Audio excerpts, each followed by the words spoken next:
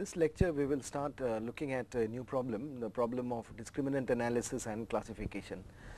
So, it is a very important technique in multivariate data analysis. We look at actually a population, we look at a collection of multidimensional objects, and we use this concept of discrimination and classification in order to do the following tasks. Actually, discrimination means it is an optimal way to separate different populations.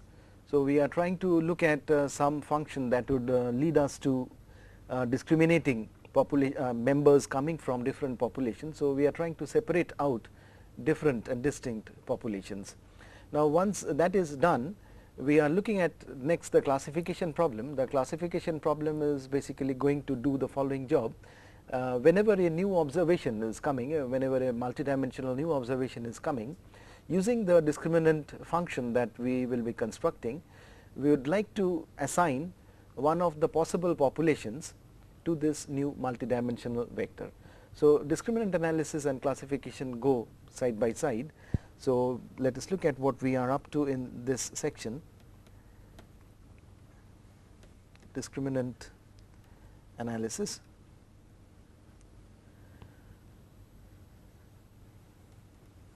and classification problem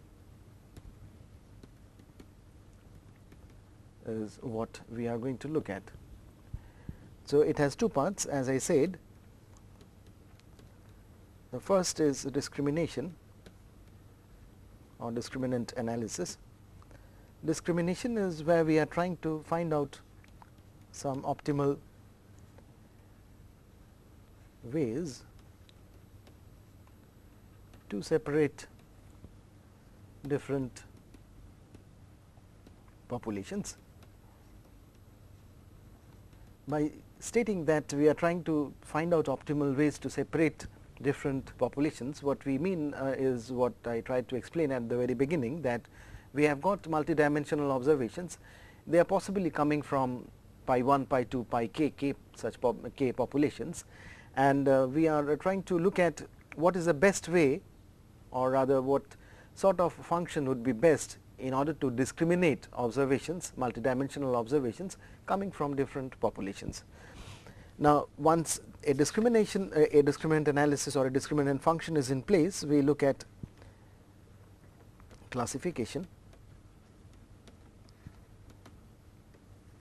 and that is basically the problem of classification of a new observation of A or many such new observations, of a new observation into appropriate population using the discriminant function.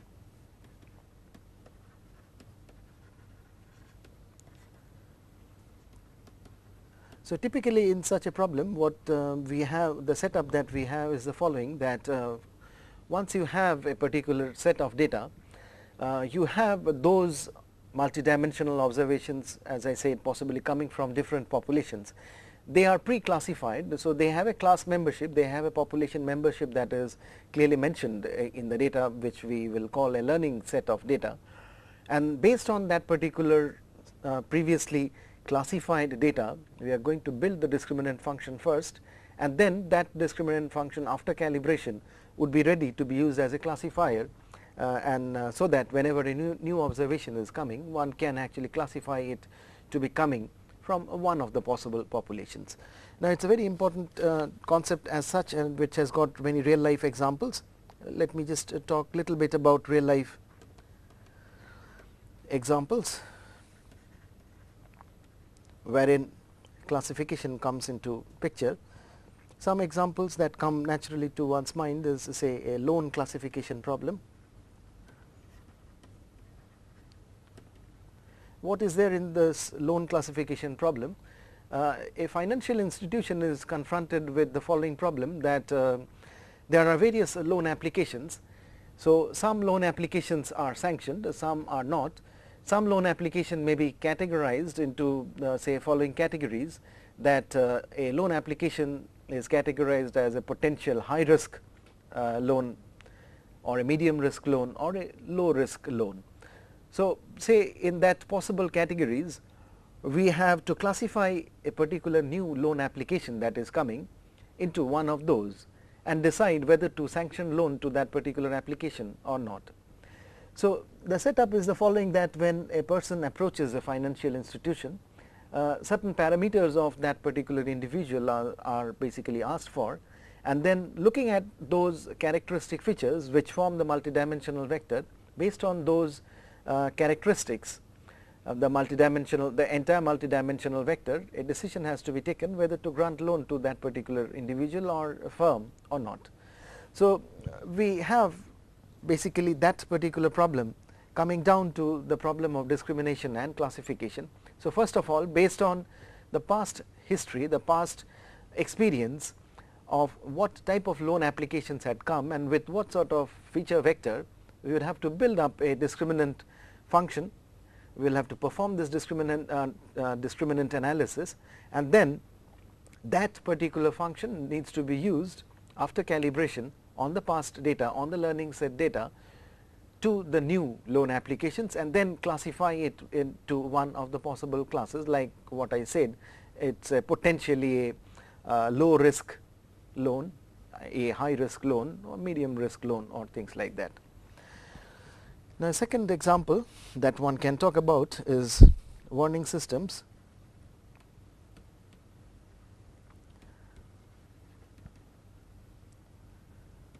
or alert systems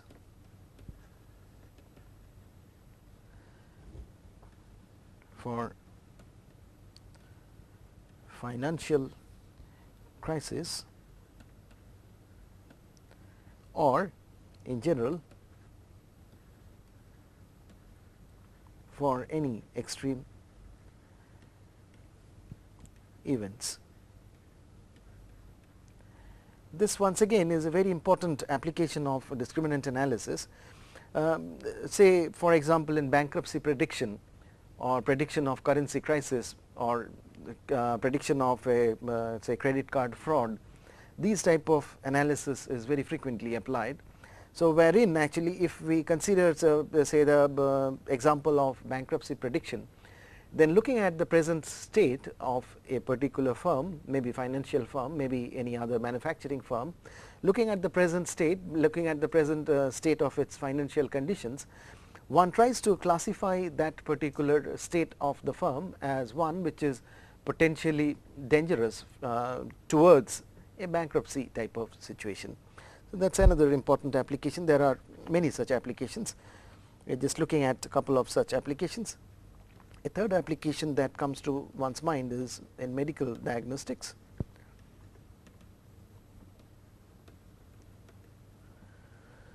In medical diagnostics, actually say constant monitoring of patients, constant monitoring of the patient's conditions, patient's parameters, health parameters, and then making a classification of that particular patient's condition to be critical or otherwise. So, once again one looks at the problem of discriminant analysis and using that as a classifier in order to classify the state of that particular patient's health condition into one of the possible categories. Now, what is the data structure in such a situation? The data structure when we are looking at such a problem is the following, that we have got x1 vector, all are multidimensional vectors, x1, x2, xn. These are multidimensional characteristic vectors, multidimensional characteristic vectors. Now, these x1, x2, xn, they belong to some sample space, say script x, which is the measurement space containing all possible feature vectors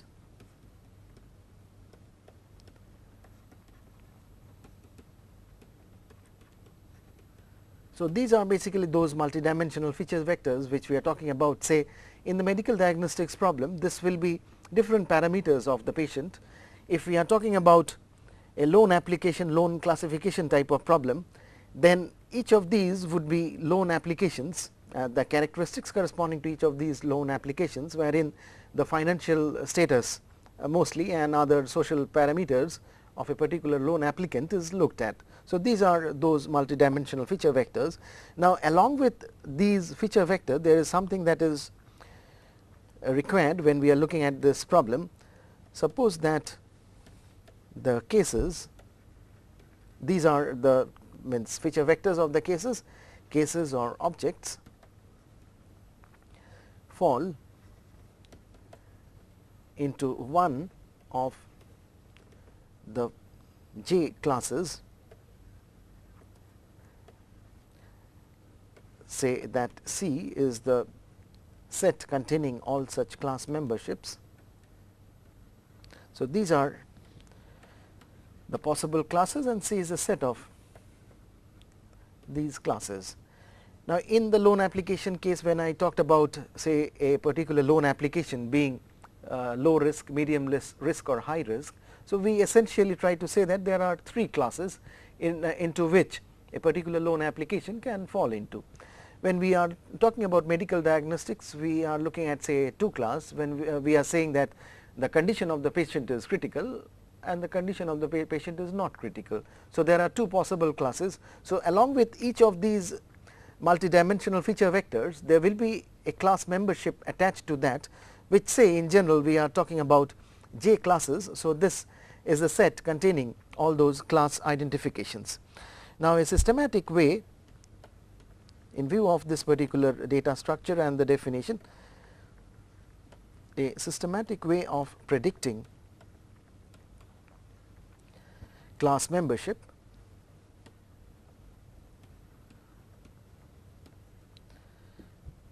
is a rule that assigns a class membership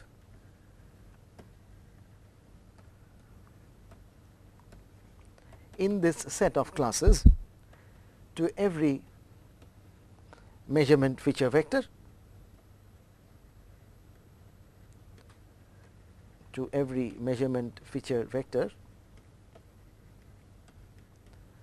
say x multidimensional belonging to the set of all possible such feature vectors.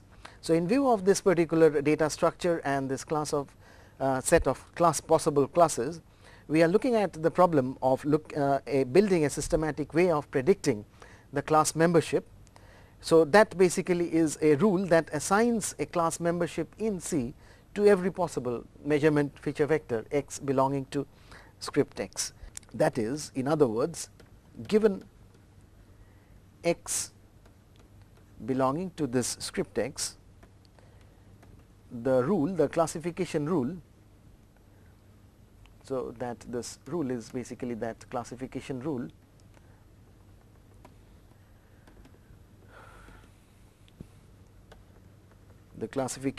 assigns one of the possible classes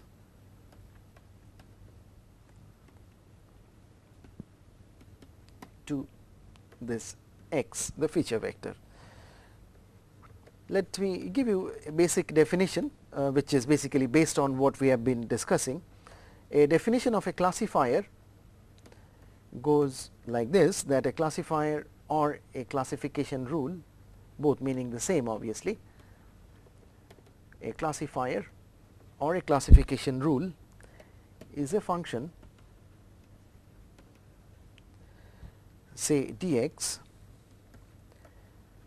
That function is defined on every feature vector x belonging to script x, such that for every x belonging to script x, this function dx, which is the classifier, is equal to one of the numbers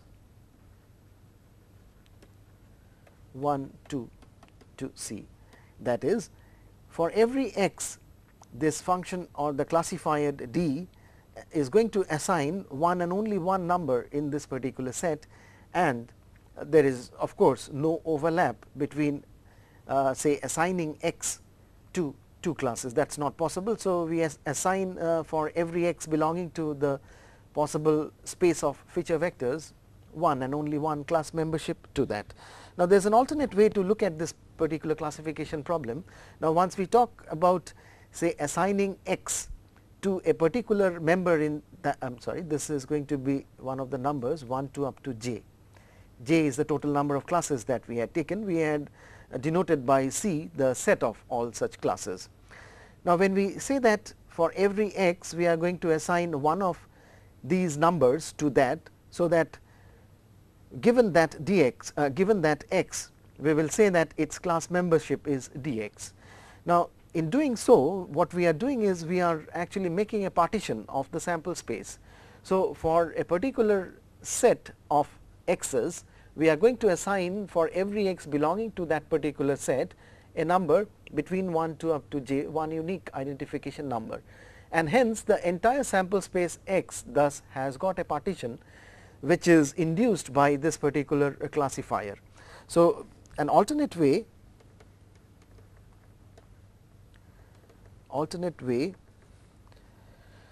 to look at a classifier is the following, is to define sets A j such that A j is the set of all such x vectors such that dx assigns the number j to that particular set, to all the x's belonging to that set. Here this j belongs to this set of numbers 1 to up to j. So, this is where we are looking at partitioning the entire sample space x into its possible partitions, wherein A j denotes the set of all x's for which D assigns the same value small j.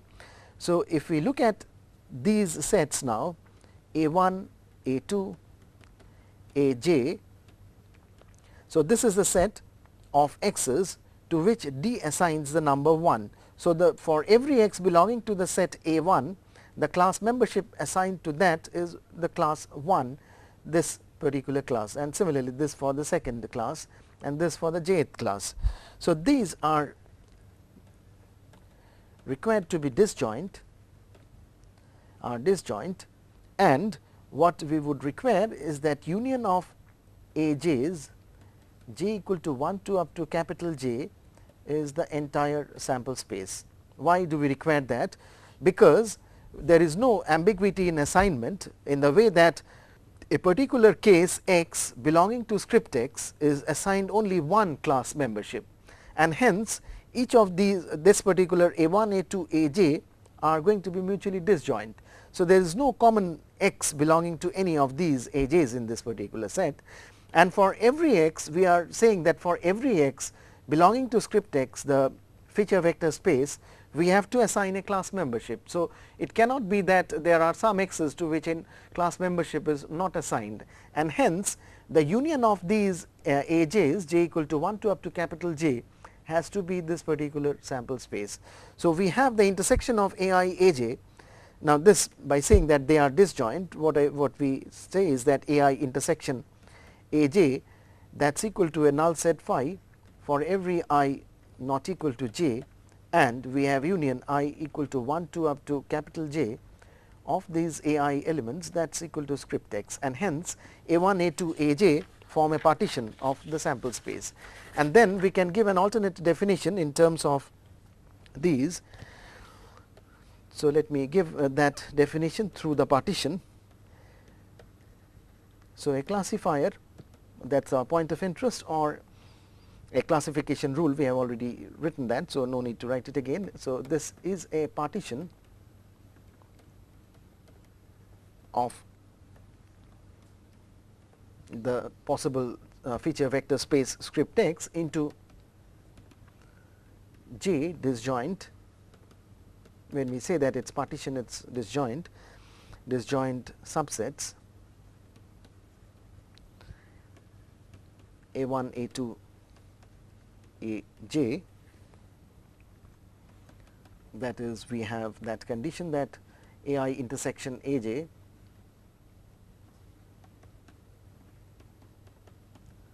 equal to phi null set for every I not equal to j, and union of these Ai's I equal to 1 to up to capital J, that is equal to script x.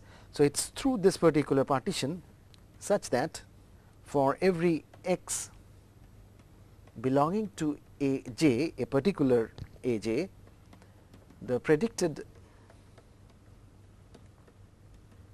class membership is this small j. This small j, of course, belonging to one of these numbers 1 to up to capital J. So, this is how a classifier can alternatively be defined through the partition of this feature vector space. Now, let me give you one more definition, basic definition. What we mean by a learning sample? A learning sample consists of the following data, which is of the type that it is x1 along with this x1, which is the feature vector corresponding to the first case. We have a j1, which is a class identification number corresponding to this case, which is x1 up to xn, and corresponding to xn we have another class membership jn attached to that xn on n pre-classified cases where we have each of these xi's belonging to script x I equal to 1 to up to n, and these ji's belongs to this our set of possible classes 1, 2, 3 up to capital J. So, this becomes the structure of the learning sample. So, the learning sample S is basically the collection of all such learning vectors, wherein the class memberships are given, that is, each of these cases are pre-classified examples. So, this is how a learning sample looks like. Now, this is the history, this is from where one is going to build the classifier, and in future we are not going to have the class membership, we are just going to have the feature vector, and based on the classifier built on this learning sample, which is the set of n pre-classified examples, one is going to build the classifier in an optimal way. There are various ways of building the classifiers that we are going to discuss in this concept of discriminant analysis and classification.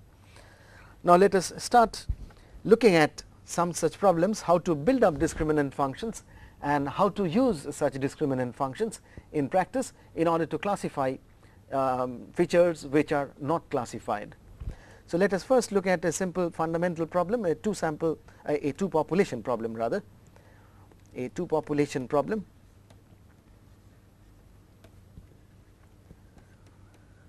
Two population classification problem. We have here two populations, say pi 1 and pi 2, both are multivariate populations. Now, suppose I have x1, a random vector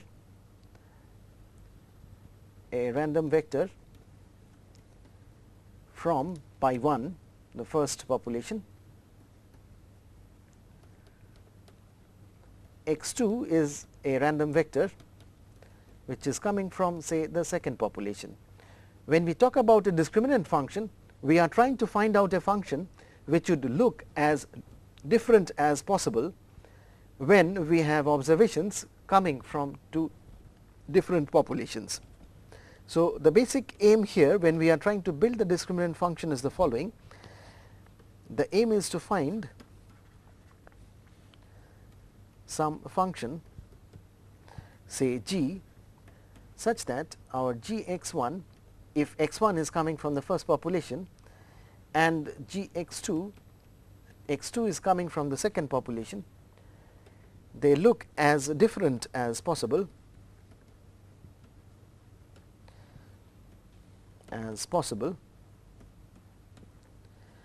Now, such a G can, in that situation, if it looks as different as possible for observations coming from two different distinct populations pi 1 and pi 2, then G is the desired discriminant function. G is the desired discriminant function, and then given a new observation x, we can use that G to classify x into either pi 1 or pi 2, into either pi 1 or this pi 2. So, that is basically the classification problem. First of all, we will have to look for such a function G which should look as different as possible. So, it will distinguish observations coming from different populations as best as possible, and then once that is done, if that is the discriminant function in place, then we can use that discriminant function in order to classify a new observation x for which the class membership is not known. So, we do not know whether x belongs to pi 1 or whether it belongs to pi 2. On the basis of this discriminant function, we will have a rule which would either put x into pi 1 or pi 2. So, that is the classification. Now, let us discuss a very fundamental concept in discriminant analysis, which is referred to as the Fisher linear discriminant function.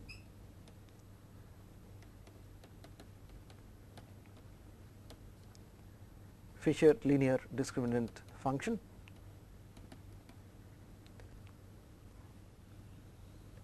So, for the Fisher linear discriminant function, we have the following setup, that if x belongs to pi 1, it is characterized by a mean vector which is, say, given by mu 1 and a covariance matrix sigma. So, that we have this mu is the mean vector for the first population,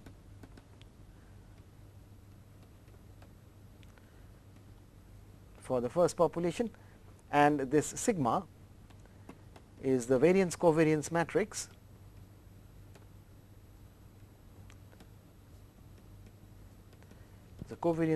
for this population number 2, right. Similarly, if x belongs to pi 2, then the mean vector is, say, mu 2, and for simplicity we will have to look at the sigma matrix to be similar. So, these are, once again, this is mean vector for population, this is sigma is the covariance matrix of population 1 only, because we are looking at pi 1 to be the first population. So, this is for the population 1, this is for the population 1, and sigma matrix is the covariance matrix. This is this is mu 1, this is mu 2, and hence this is for the population 2, and this is a covariance matrix for population 2. So, this mu 1 and sigma corresponding to population 1, and mu 2 and sigma corresponding to population 2. So, this is what we have. Now, these are the characteristics of the two populations. So, this is where is the difference between the two populations in their mean vectors. Now, we make the following change, we linearize this population. So, change pi 1 and pi 2 to univariate populations. How? We will look at that. Univariate populations by changing x to some L prime x. Now, the point would be to determine what is this L1 such that L prime or L vector, so that the discrimination is best possible. That is, what we are now doing is that this pi 1 we had a population which was characterized by mu 1 the mean vector and sigma the covariance matrix. This is now changed to L prime x that population. This given pi 1 now will have the characteristics as L prime mu 1. So, if x is the multivariate random vector which has got mean vector as mu 1 and a covariance matrix as sigma, then if we have changed it to univariate population, that is L prime x. So, we are now looking at the linear combination of the elements of this x vector. So, L prime x given mu 1 has got the characteristics that its mean is L prime mu 1 and its variance is L prime sigma L. Now, similarly, if we look at the second population which is pi 2, which was in the multidimensional setup characterized by mu 2 and sigma, this now is changed to the univariate population which is L prime x. This given mu 2 now has been characterized by L prime mu 2 and L prime sigma L. So, these are two univariate populations, this and this. So, this is now the univariate counterpart of that population. So, this is the characterizing and this is the characterizing parameters of the second population which is pi 2. Right. Now, we have two univariate populations where the variances are of the two populations are same. It is differing by the mean quantity. For one it is L prime mu 1 and the other, and for the other it is L prime mu 2. So, we will look at what L would separate out these two populations as far as possible. That is, we look at the distance. So, we try to separate out the two univariate populations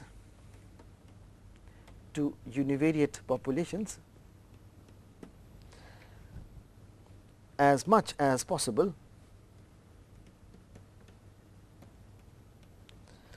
by varying or by choosing the best possible L by varying L, because L is what is a freedom given to us. Now, this problem is equivalent to maximization of the distance, maximization of the statistical distance between the two populations, between pi 1 and pi 2 univariate with respect to this L, because L is what we are taking an L. So, L is a freedom to us. So, we will try to choose L such that the statistical distance between this univariate population and this univariate population is maximum possible with respect to the choice of this L. Now, we can propose the following distance between the two populations pi 1 and pi 2. The statistical distance between the two populations pi 1 and pi 2 say is given by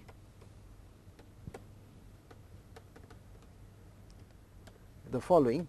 So, it is L prime mu 1 minus L prime mu 2 whole square, that divided by the variance L prime sigma L. So, this is same as L prime mu 1 minus mu 2 square, this divided by L prime sigma L. So, this can be taken as a statistical distance between these two univariate populations, one with a mean L prime mu 1 and the other with a mean L prime mu 2, and with the same variance. So, we are looking at the difference square in their means, that standardized with respect to the variance, the common variance, that is what we have. Now, if this is the distance between the two univariate populations, in order to have the optimum discriminant function, what we will have to do is to look at what is that L which would maximize such a distance. Now, the problem thus, to find out the best discriminant function, we want to maximize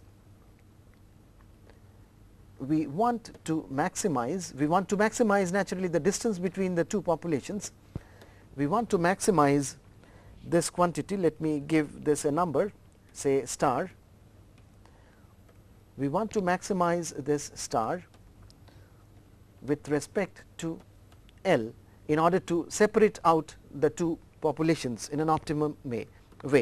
That is, we try to look at maximization with respect to L of this function L prime mu 1 minus mu 2 whole square, that divided by L prime sigma L.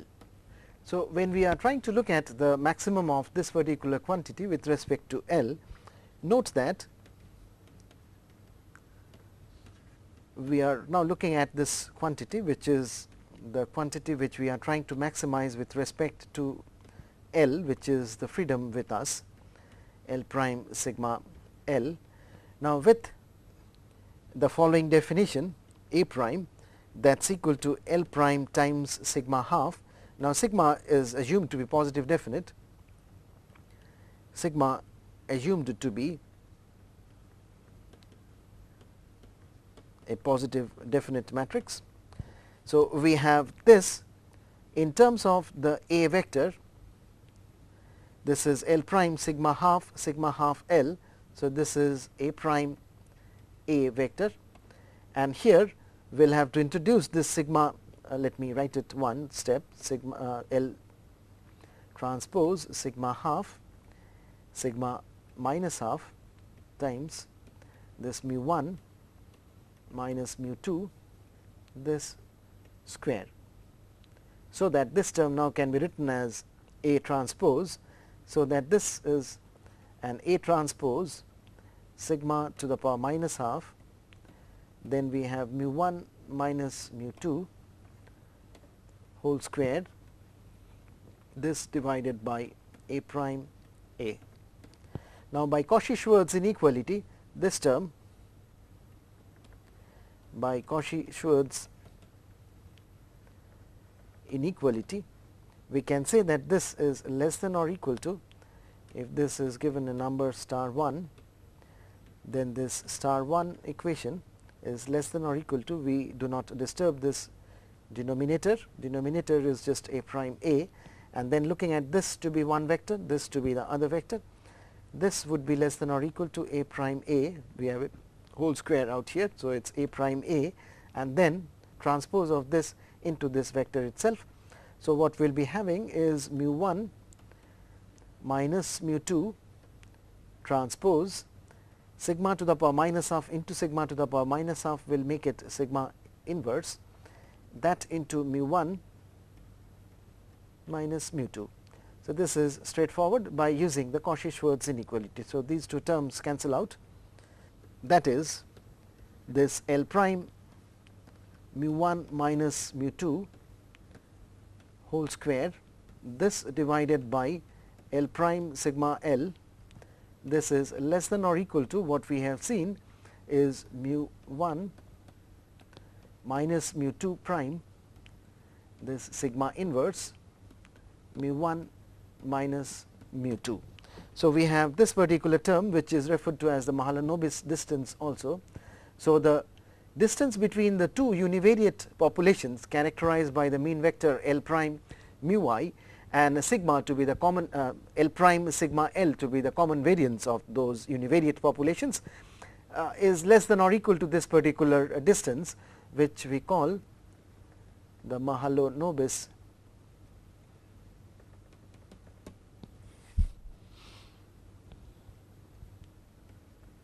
distance between the two populations. So, once we have this to be less than or equal to this, the Mahalanobis distance, this less than or equal to term here is coming from the application of the Cauchy-Schwarz inequality at this particular point. So, we know where the equality is going to hold. Equality holds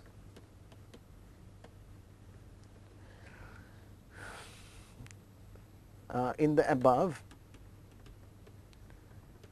statement, if we have A prime to be equal to mu 1 minus mu 2 prime, then sigma to the power minus half. Why is that so? Because if we look back at this expression here, this is application of Cauchy-Schwarz inequality to this particular term. So, this is one vector u prime v square less than or equal to u prime u into v prime v. So, that the equality will hold if the two vectors are same or a constant multiplier of that, and in particular we will have equality here if A prime is the vector that we had chosen out here, if that A prime is equal to this particular term. That is, now what is A prime? A prime is L prime sigma half, that is this L prime sigma half is equal to mu 1 minus mu 2 prime sigma to the power minus half.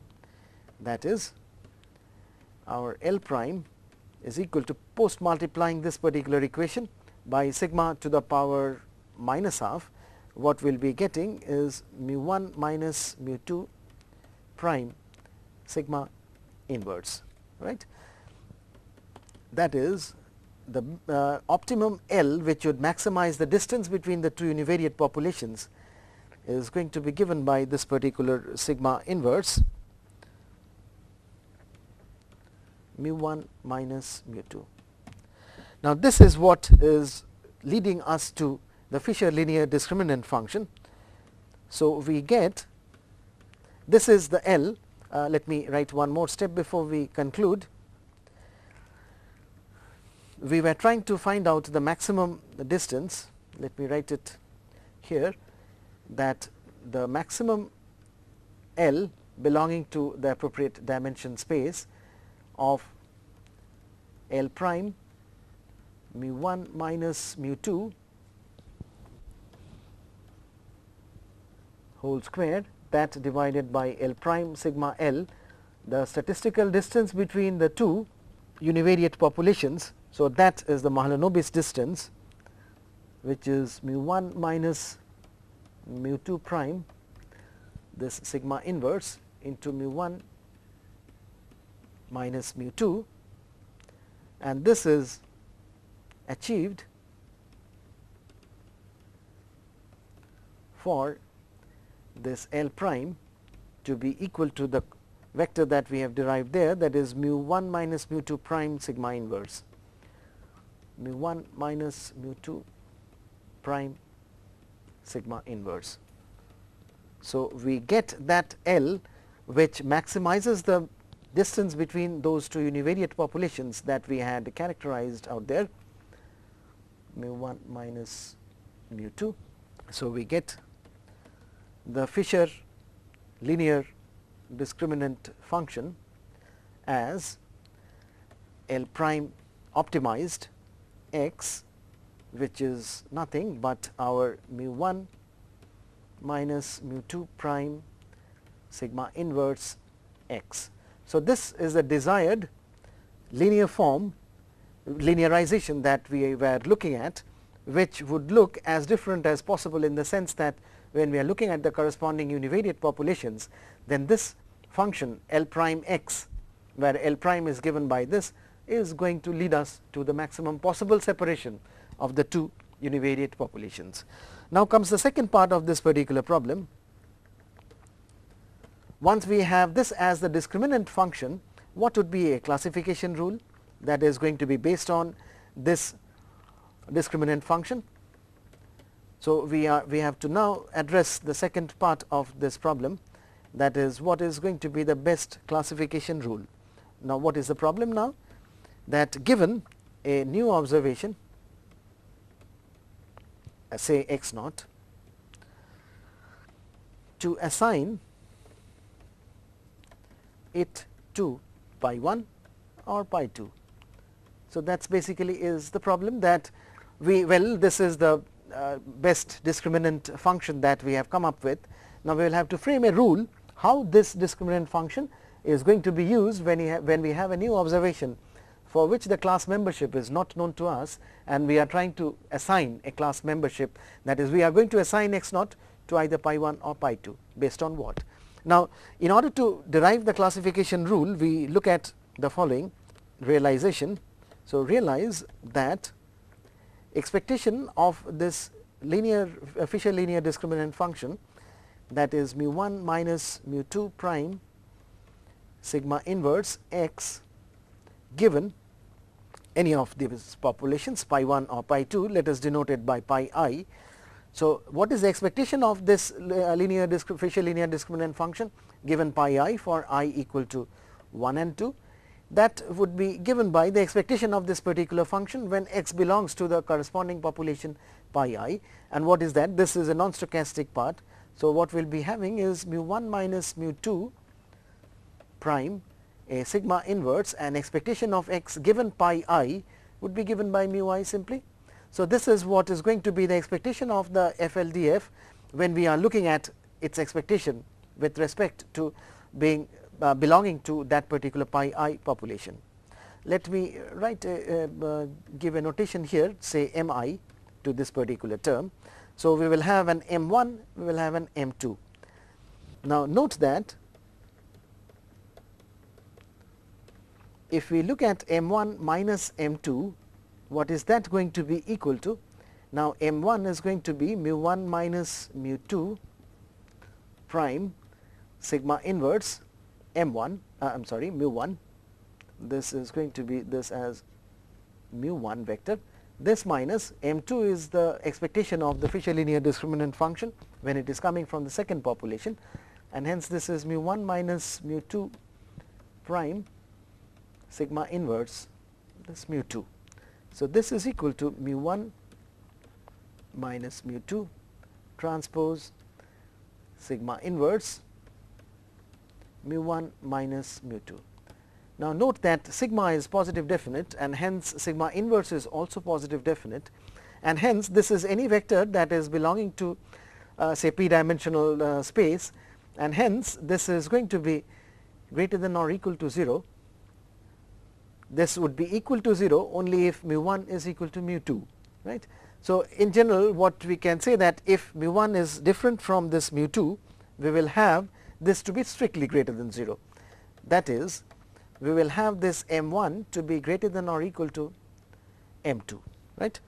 So, from this relationship that m 1 is greater than or equal to m 2,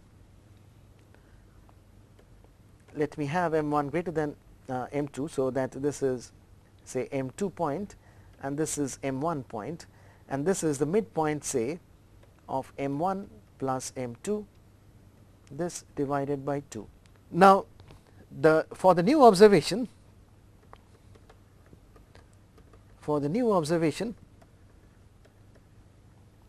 x naught, compute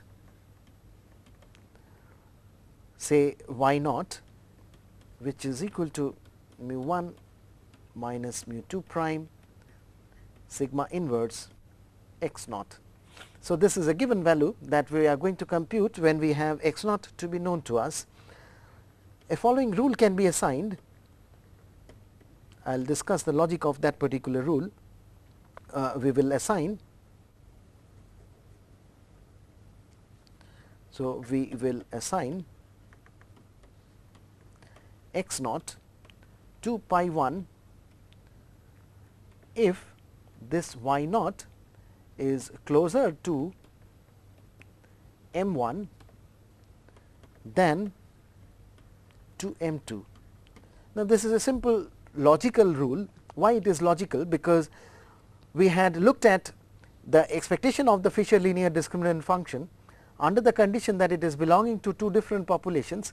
So, the expectation of the Fisher linear discriminant function when it is coming from pi 1 is equal to m 1, and if it is coming from second population pi 2, then the expectation of the Fisher linear discriminant function is m 2. We have m 1 to be greater than or equal to m 2. Now, this is the value of the Fisher linear discriminant function for a new observation which is x naught. Now, this m 1 is what is corresponding to my first population pi 1's expectation of the Fisher linear discriminant function, and this m 2 is expectation of the Fisher linear discriminant function when it is coming from the second population pi 2, right. And hence, if the value of this Fisher linear discriminant function with the new observation x naught falls on this side, that is if it is closer to m1 than to m2, if it is on this side of the middle line here, which is m1 plus m2 by 2, it is logical to assign the observation x naught towards this particular population, which is pi 1. On the other hand, if so, this is the pi 1 region, and similarly if the value of this y naught, if the value of this y naught falls here, that is if the value of y naught is closer to this m2, we will assign y naught or x naught, actually we will assign x naught to this pi 2 population. So, this is what is the pi 2 region. So, these two are the two regions corresponding to what possible value that y naught can take here, that is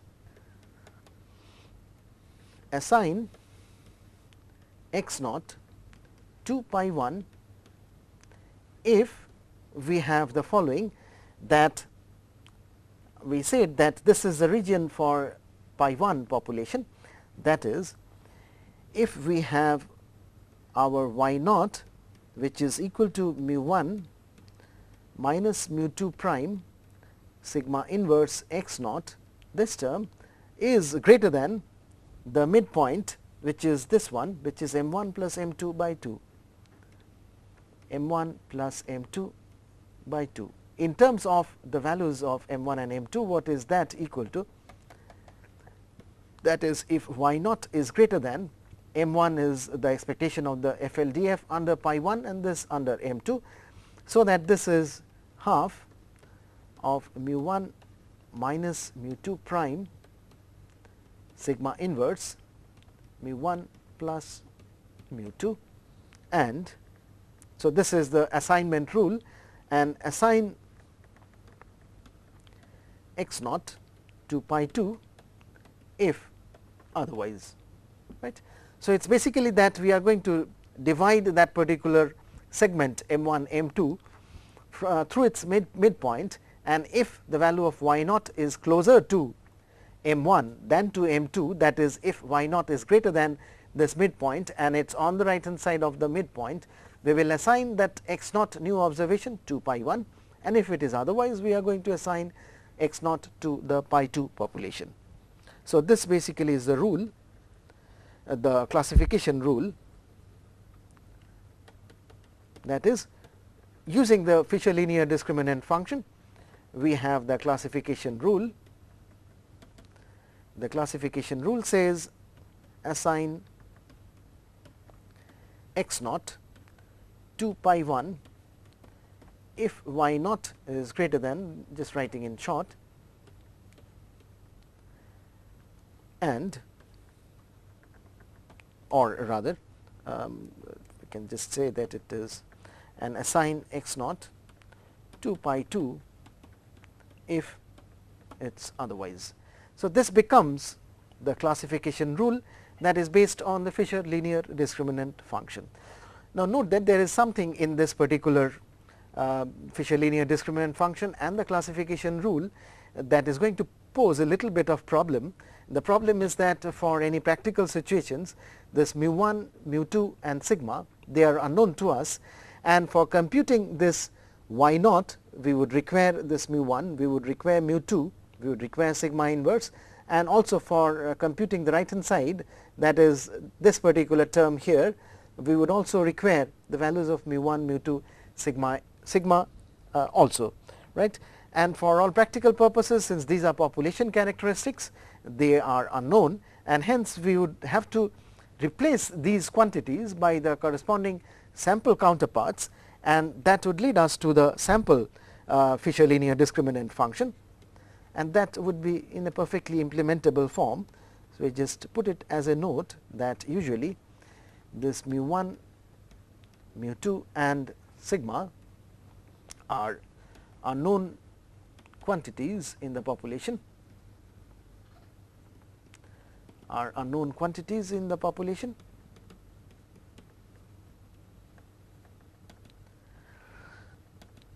The sample counterparts the sample analog of Fisher linear discriminant function is given by x1 bar minus x2 bar, where x1 bar is the mean of the first population, the estimated mean of the first population, x2 bar is the mean of the second population, and then S is a pooled estimate of the sample variance of the population variance covariance matrix. So, this is what is going to be given by the Fisher linear discriminant function. This is the sample analog of the Fisher linear discriminant function and is known as the Fisher sample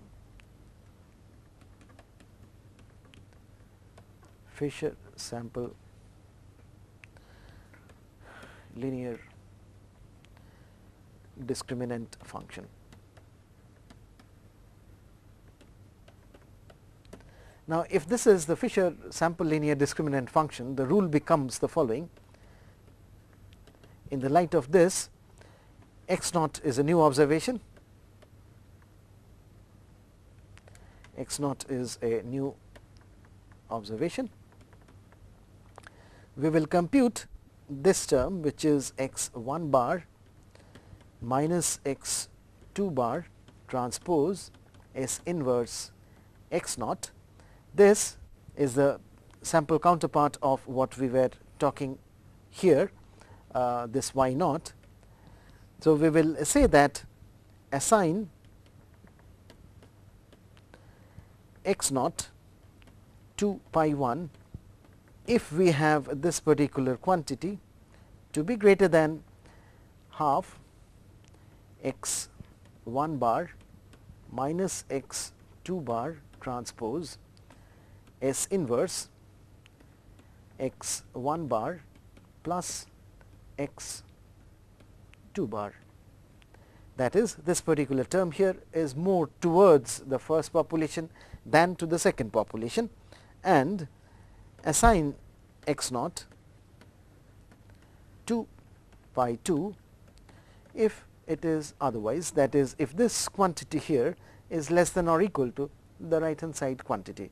Now, since we will be having these estimates x 1 bar, x 2 bar and the pooled sample variance covariance matrix as S, there is no problem as such in implementing say this rule, this classification rule. We will have n1 observations say coming from the first population, n2 observations coming from the second population. So, based on n1 observations we will compute x1 bar, based on n2 observations we will compute x2 bar, and then pulling n1 plus n2 observations we will have S, and using that this is in a perfectly implementable form.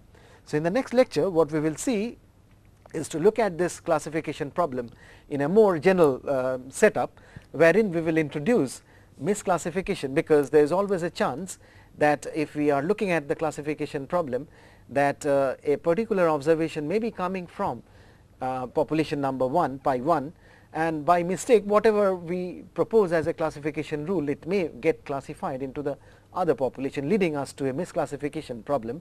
Now, in most practical situations there is always a danger of misclassification. We will have to introduce such concepts as cost of misclassification, and hence we will have to design or rather design optimum strategies which would find out what is the best under such a general classification problem. Thank you.